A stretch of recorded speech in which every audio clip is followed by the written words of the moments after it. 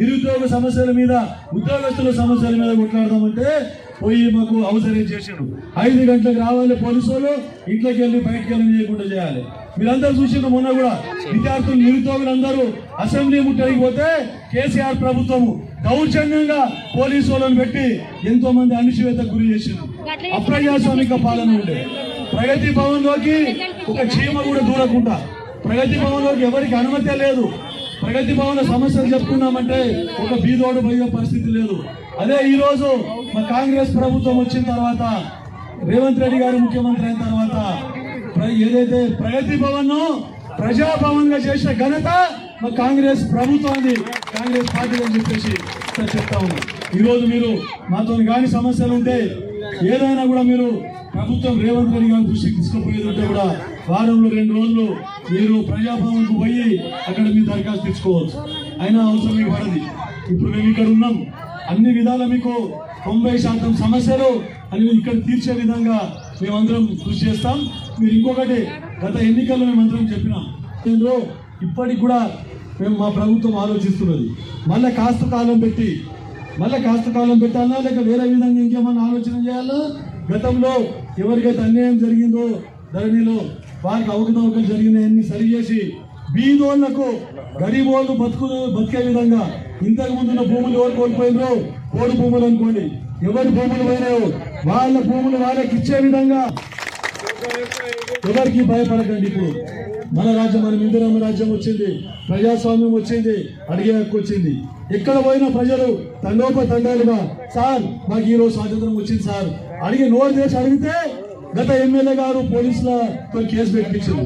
మా ఊరికి రోడ్డు బాగాలేదనంటే యువకులు చదువుకున్న యువకులు ఊళ్ళలోకి పోయి సార్ మా ఊరికి రోడ్డు బాగాలేదు, నడవడానికి వస్తలేదు. ప్రభుత్వ భూమి దాంట్లో 18 ఎకరాలు ఉంటే మన హాస్టల్కి ఇవ్వడం జరిగింది. రెసిడెన్షియల్ హాస్టల్కి, మన మోడల్ స్కూల్కి, కస్తూర్బా స్కూల్కు అక్కడ ఇవ్వడం జరిగింది. దాని తర్వాత అక్కడ మొత్తము ఆక్రమణకు గురైందని చెప్పడం జరిగింది. దాని మీద ఎన్నో దరఖాస్తులు మీ తహసీల్దార్ ద్వారా ఆర్డీఓకు, గతంలో కలెక్టరు, నేను ఇంకా ఎమ్మెల్యే కాలేదు ఏం కాదు అప్పటికి, మేమందరం నారాయణ గారు మేమందరం మొత్తము రైట్ టు ఇన్ఫర్మేషన్ ప్రకారం మొత్తం తీసుకొని కలెక్టర్ గారికి ఫిర్యాదు చేయడం జరిగింది. కానీ ప్రభుత్వం 10 సంవత్సరాల నుంచి టీఆర్ఎస్ ప్రభుత్వం, కేసీఆర్ ప్రభుత్వం, దొంగల ప్రభుత్వం నిద్రపోయింది, ఏది పట్టించుకోలేదని చెప్తా ఉన్నా. దాని మీద ఎంక్వైరీ డిపార్ట్మెంట్ ద్వారా కౌలు రైతులను గుర్తించి వారికి కూడా ఈ రైతు భరోసా ఇచ్చే విధంగా కృషి చేస్తూ ఉన్నది. కాబట్టి అందుకే ఆలస్యం అయితే ఉందని చెప్తా ఉన్నాం. ఉపాధి హామీ కూలీలకు కూడా, భూమి లేని నిరుపేదలకు కూడా 1200 రూపాయలు అంటే నెలకు 1000 రూపాయల చొప్పున వారికి చేస్తామని చెప్తా ఉన్నారు. తర్వాత రెచ్చగొట్టే విధానం, ఇప్పుడు ఏదైతే ఆటో డ్రైవర్లకు రెచ్చగొడతా ఉన్నారు. బస్సు ఫ్రీ ఇచ్చిన మహిళలకు, మీకు అందరికీ ఫ్రీ బస్సులో ప్రయాణం అని చెప్తే ఆటో డ్రైవర్లు మాకు ఆటోలు నడుస్తలేవు మేమేం చేయాలని చెప్పేసి టీఆర్ఎస్ రెచ్చగొడితే వచ్చి ప్రభుత్వాన్ని నిరోధిస్తే చెప్పిన వాళ్ళకు కూడా ఏదో విధంగా ఆదుకుంటామని చెప్పడం జరిగింది. ఎవరు కూడా రెచ్చిపోవద్దని చెప్పేసి సభాముఖంగా చెప్తా ఉన్నారు.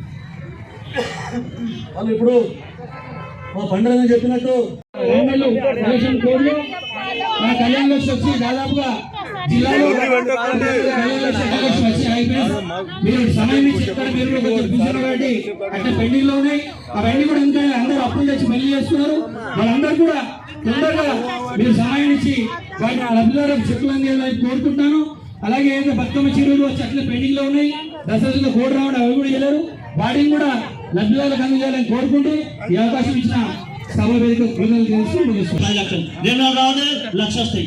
అదే ఆలోచనతో పడుతున్నాం తప్ప వచ్చింది లేదు, సచ్చింది లేదు. అవునా కాదా? మీరు అందరూ ఆలోచన చేయండి. అవే గుండెలతో లేకుండా కానీ ఏమి కూడా ఒక ప్రజా పథకాలు అమలైన అని మీరు ఆలోచన చేయాలి. ప్రతి ఒక్క అంశంలో కూడా కొబ్బరికాయలు కొట్టాలి, మొబైల్ పెట్టాలి, కొబ్బరికాయలు కొట్టాలి, మొబైల్ పెట్టాలి. గత ముఖ్యమంత్రి 20 లక్షలు ఇచ్చిండు, అవి కూడా పైసలు రాలేవు, ఏసీలో కూడా పైసలు రాలేవు, అవి వస్తే రాబోతుంది మొత్తంలో. అవునా? టీఆర్ఎస్ ప్రభుత్వం చేసినట్టు మోసగాని ప్రభుత్వం అందరి ప్రజలను మోసం చేసింది కాబట్టి ఈరోజు వాళ్ళు అనుభవించక తప్పది. వాళ్ళు చేసిన పాపం వాళ్ళు అనుభవించవలసిందే. మీరందరూ కూడా దాని